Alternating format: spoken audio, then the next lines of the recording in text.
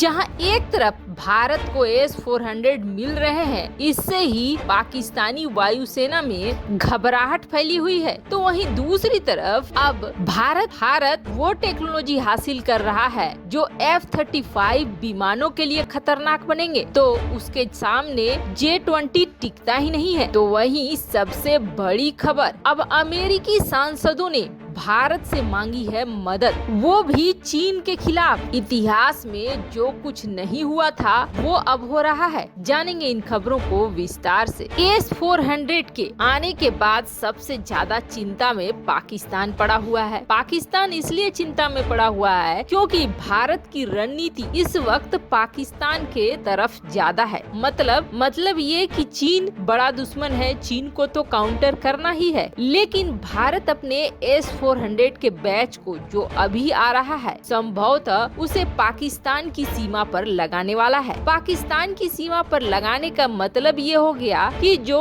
पाकिस्तानी वायुसेना है वो भारत के अंदर घुसने की बात तो दूर है, बल्कि अपने क्षेत्र में भी फ्री होकर एक्सरसाइज नहीं कर पाएंगे। और ये बातें खुद पाकिस्तानी वायुसेना भी डिस्कस कर रही है कि S-400 आने के बाद भारतीय वायुसेना को बहुत ही ज्यादा एयर कंट्रोल मिल जाएगा युद्ध क्षेत्र में। अब भारत इसे पाकिस्तान के तरफ ही क्यों लगाना चाहता है, तो इसकी बड़ी वजह है। भारत का बड़ा दुश्मन, नंबर 1 दुश्मन चीन जरूर है, लेकिन जब भी जंग के हालात बनेंगे तो दोनों तरफ से बनेंगे। 2 फ्रंट वार शुरू होगा और 2 फ्रंट वार की तैयारी के लिए भारत पाकिस्तान के एयरफील्ड को पूरी तरीके से कब्जा लेना चाहता है। मतलब यहाँ से पाकिस्तानी वायुसेना घुसने की कोशिश ही न कर सके। मतलब एक फ्रंट की जीत तो पहले से पक्की हो जाए। एक फ्रंट बंद हो गया तो फिर दूसरे फ्रंट पर भारत आसानी से लड़ पाएगा और जवाब दे पाएगा। यही वजह है कि S-400 की तैनाती पाकिस्तानी सीमा पर करने की भारत सोच रहा है। तो वहीं दूसरी तरफ भारत यहीं पर नहीं अटका पड़ा है, बल्कि भारत अब उस टेक्नोलॉजी को हासिल करना चाह रहा है जिससे साधारण विमानों को तो छोड़ दीजिए, अमेरिका के F-35 पर भी भारत भारी पड़े। अभी दुनिया के हालात देखेंगे तो छोटे बड़े हर देश हर लेवल के मिसाइल बना रहे हैं। कुछ हैं जो काफी एडवांस लेवल के बना रहे हैं, तो कुछ हैं जो साधारण लेवल के बना रहे हैं, पर हर देश मिसाइल बना जरूर रहे हैं। लेकिन सिर्फ मिसाइलों के निर्माण से तो काम नहीं चलेगा। इन मिसाइलों को रोकने के लिए जो मिसाइल डिफेंस सिस्टम होते हैं वो काफी महत्वपूर्ण भी होते हैं और काफी जटिल भी होते हैं। इसका उदाहरण आप ऐसे देखिए कि अमेरिका के पास भी उतनी अच्छी टेक्नोलॉजी मिसाइलों को रोकने की नहीं है, और अमेरिका अभी भी इजराइल के पीछे चल रहा है और इजराइल से आयरन डोम खरीदा है अपने गुआम एयरबेस और अमेरिका की सुरक्षा के लिए। वैसे अगर टेक्नोलॉजी की बात करें तो मिसाइल डिफेंस सिस्टम में रूस नंबर 1 पे आता है। भले अमेरिका प्रतिबंधों की वजह से रूस को मिसाइल डिफेंस सिस्टम बेचने से रोक देता है, पर नंबर 1 पोजीशन पर रूस ही है, और रूस के बाद है इजराइल, और इजराइल के बाद कहीं जाकर अमेरिका आता है। लेकिन अब मजे की बात ये सुनिए कि चौथे नंबर पर फ्रांस, ब्रिटेन और भारत, ये तीनों एक दूसरे के टक्कर के माने जा रहे हैं। लेकिन अब भारत वो टेक्नोलॉजी हासिल कर रहा है जो अमेरिका के F-35 को भी रोक देगा। वैसे ये तैयारी अमेरिका के खिलाफ नहीं है, बल्कि चीन के खिलाफ है। आकाश NG और आकाश प्राइम के बाद DRDO ने अब बड़ा फैसला किया है और आकाश मिसाइलों की वो सीरीज बना रहा है जिसके सामने 5वीं पीढ़ी के ड्रोन हथियार या लड़ाकू विमान भी बच नहीं पाएंगे। आकाश सीरीज में हो रहा ये बदलाव जल्द ही अमेरिका को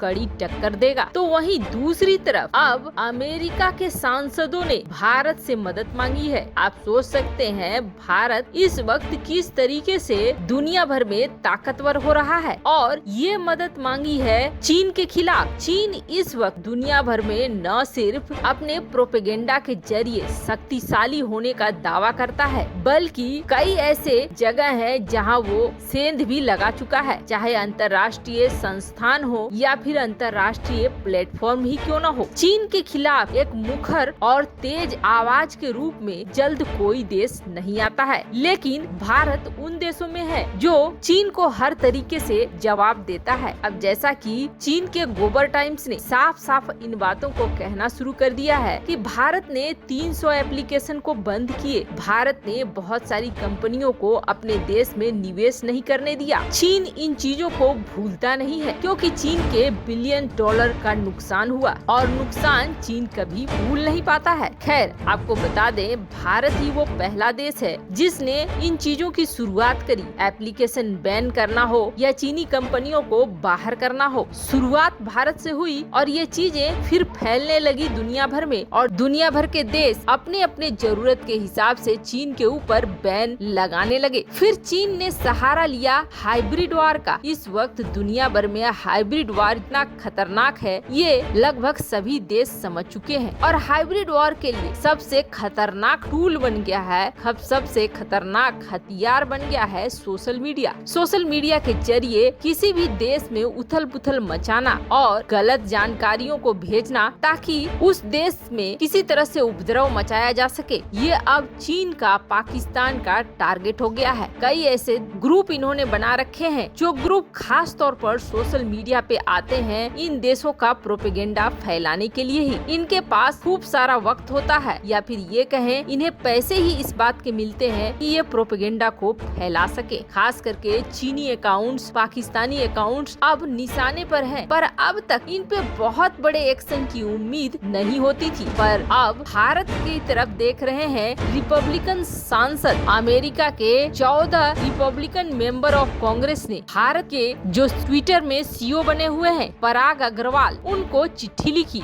और उनको चिट्ठी लिखकर ये कहा है कि चीन को रोकिए, चीन को इस्तेमाल नहीं करने दीजिए इस प्लेटफॉर्म को अपना प्रोपेगेंडा फैलाने के लिए। आपको बता दें, भारतीय मूल के सीईओ पराग अग्रवाल जैसे ही ट्विटर की चीफ की गद्दी पर बैठे, वैसे ही उन्होंने सबसे बड़ा एक्शन चीनी अकाउंट्स पर लिया और चीनी अकाउंट्स को बैन करना शुरू किया, जिसके बाद अब यहाँ तक कि अमेरिकी सांसदों को भी भरोसा हो रहा है इस भारतीय सीईओ के ऊपर और ये उन्हें चिट्ठी लिखकर मांग कर रहे हैं कि चीन के मंसूबों को सफल मत होने दीजिए। चीन एक तो महामारी के विषय में गलत जानकारियां डाल रहा है और ट्विटर को एक टूल की तरह, एक हथियार की तरह इस्तेमाल कर रहा है। कम्युनिस्ट पार्टी चीन की इसे गलत मकसद के लिए इस्तेमाल कर रही है, इसे आप रोकिए। अब इससे आप अंदाजा लगा सकते हैं कि भारत के ऊपर अमेरिकी सांसदों का भरोसा है, जबकि इससे पहले जो सीईओ थे उनको उन्होंने ऐसी कोई चिट्ठी नहीं लिखी थी। वैसे आपको क्या लगता है, सोशल मीडिया के इस्तेमाल ये देश प्रोपेगेंडा फैलाने के लिए कर रहे हैं? कमेंट कर अपनी राय जरूर बताएं। जल्द मिलते हैं अगले वीडियो में नई खबर के साथ।